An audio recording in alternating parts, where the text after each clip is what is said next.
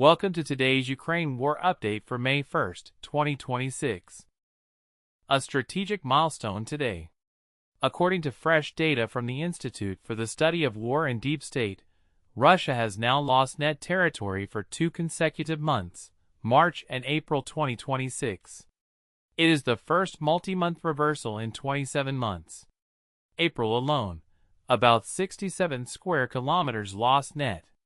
Russia is still advancing in pockets, along the Pokrovsk-to-Kramatorsk axis and the Chasiv Yar-to-Kramatorsk axis. But across the wider front, Russia retreated from settlements in the southeast. Analysts attribute the reversal primarily to Ukraine's drone campaign. Over 450 successful strikes by Firepoint FP1 long-range and FP2 mid-range drones in April alone, systematically degrading Russian logistics, air defenses, and supply nodes before ground assaults can reach them. A heavy day on equipment. 1,420 Russian troops killed. 100 artillery systems destroyed, the highest daily artillery count this week. 9 tanks. 190 drones.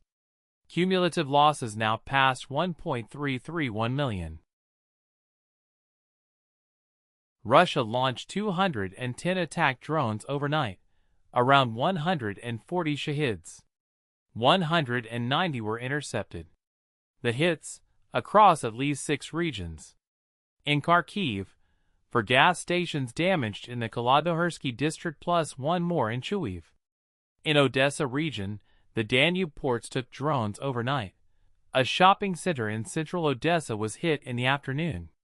In Cherkasy region, a kindergarten was damaged by debris. In Kherson, 1 civilian killed by drone strike. And in Zaporizhia, a late-evening drone attack injured at least 31 people. 138 combat clashes in the past 24 hours. Pokrovsk took 26 Russian assaults, still the hottest sector, with fighting around Bielitsk, Pokrovsk itself, Muravka, Novoalexandrivka, and Molodetsk. Huliapol was the second hottest direction with 19 clashes. Russia dropped 168 guided aerial bombs and used over 9,400 drones along the line. Tuapse was hit again overnight. Ukrainian drones struck Russia's Black Sea refinery for the 4th time in 2 weeks, and fires returned within 48 hours of the previous fires being declared extinguished. The site is now in compounding damage territory. Recovery is no longer keeping pace with the strikes. Belgorod region also took drone activity. Russia's Ministry of Defense has not yet released a comprehensive overnight intercept count.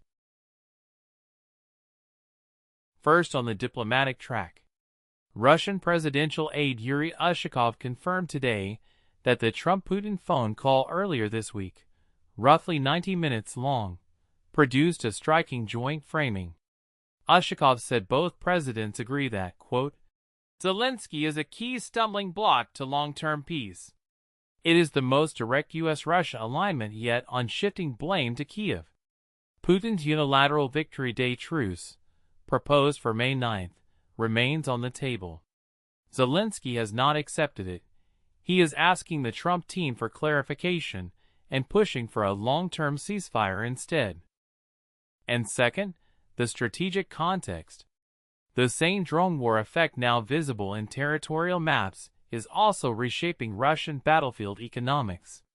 Mid-range Ukrainian FP1 and FP2 strike drones cost a fraction of the air defense interceptors needed to stop them. Russia is running out of artillery faster than Ukraine is running out of drones. The arithmetic, for the first time since 2023, favors Kiev on the wider front. That wraps up today's update. If you found this useful, press the like button and subscribe in order to support this channel. Stay informed, stay safe, and I'll see you tomorrow.